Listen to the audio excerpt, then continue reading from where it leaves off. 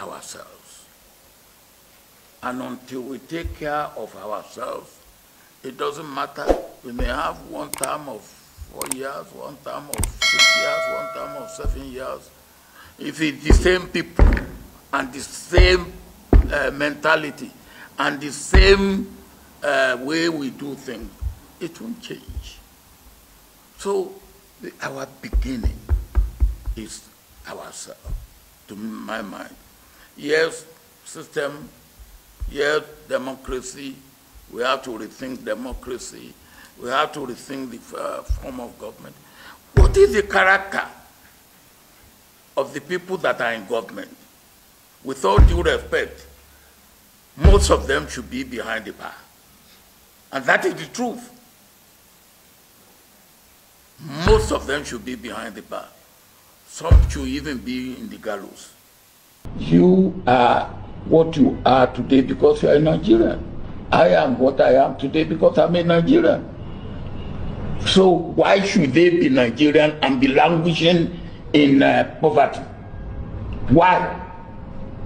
And then they make demand for that. And we are not listening to them. They make demand for that. And we are treating it with levity. We are sitting on the keg of gunpowder. They are frustrated, they are desperate, they are angry, they are hungry, they are unemployed, they are in abject poverty. What do we expect? Those boys and girls that have tried to go over the Sahara and go over the Mediterranean, they had 3 hurdles to cross. The Sahara, the ill treatment in the Mediterranean country on this side, whether it's Algeria, Libya, or Libya, or wherever, they go through hell. Then the Mediterranean. Then when they landed on the other side, some of them came here. I listened to them and I was weeping. Now why should they go through that? Because what you and I have not given them the attention that they deserve.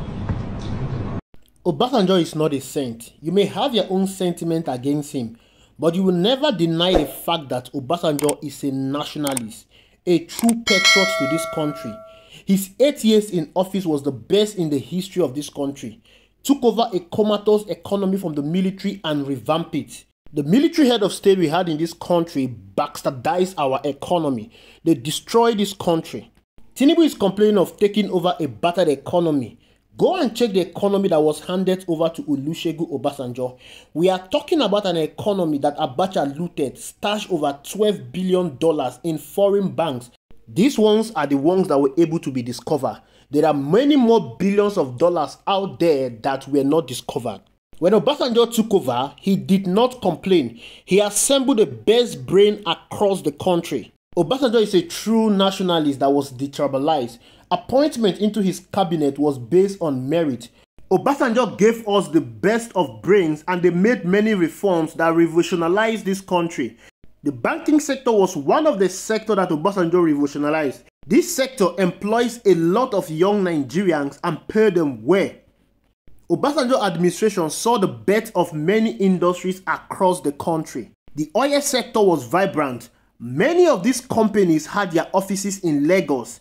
Lagos became a buoyant economy due to Obasanjo reform, not Tinubu, as most of these companies set up their offices in Lagos. Of course, we will not forget that Obasanjo administration equally saw that our national debt was either cancelled or paid off.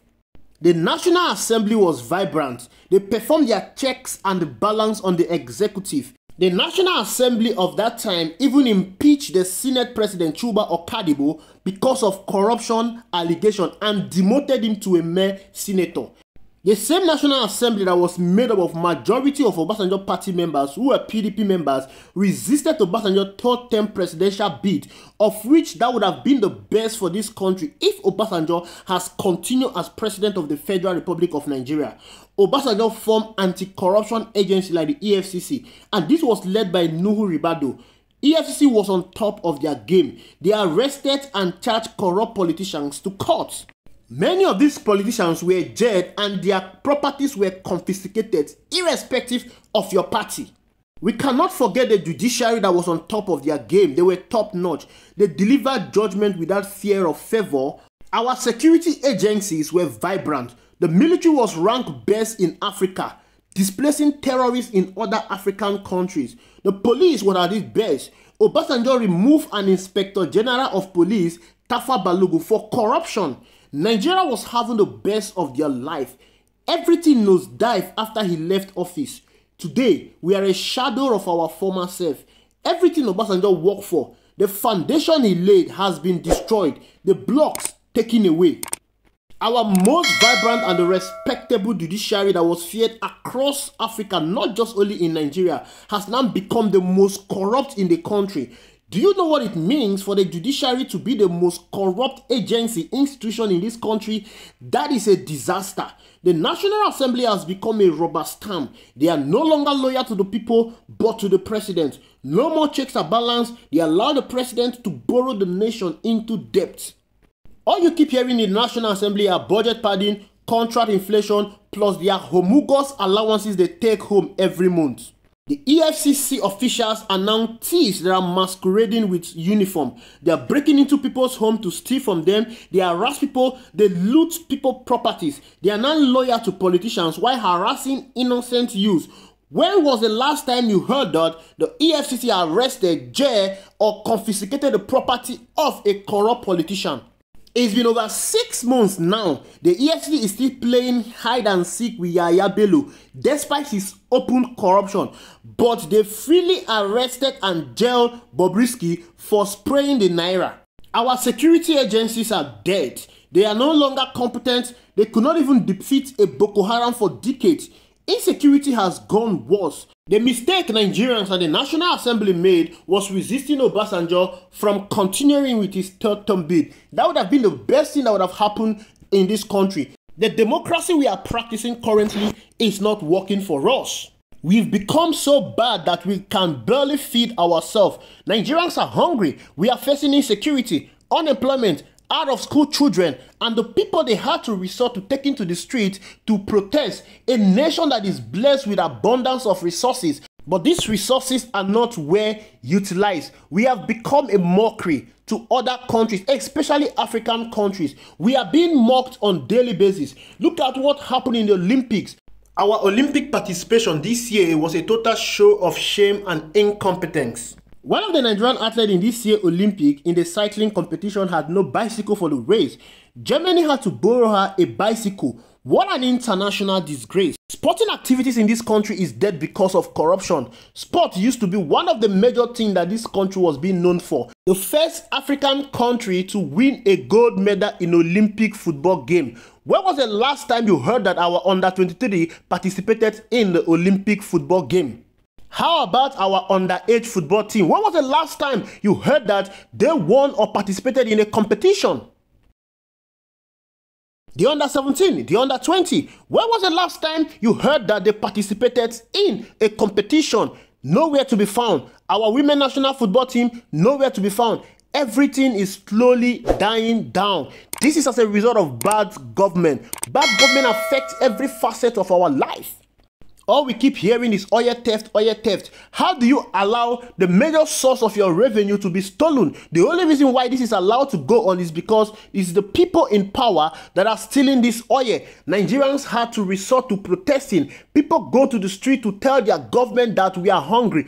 It is obvious most of you do not understand the grave danger we are as a nation. This is the reason why I'm in support of Olusegun Obasanjo. The people that ensure that this country is where it is today should be jailed. President Muhammadu Buhari should not be allowed to go scot-free. Bola Tinubu should not even be our president. Goodluck Ebele should be invited.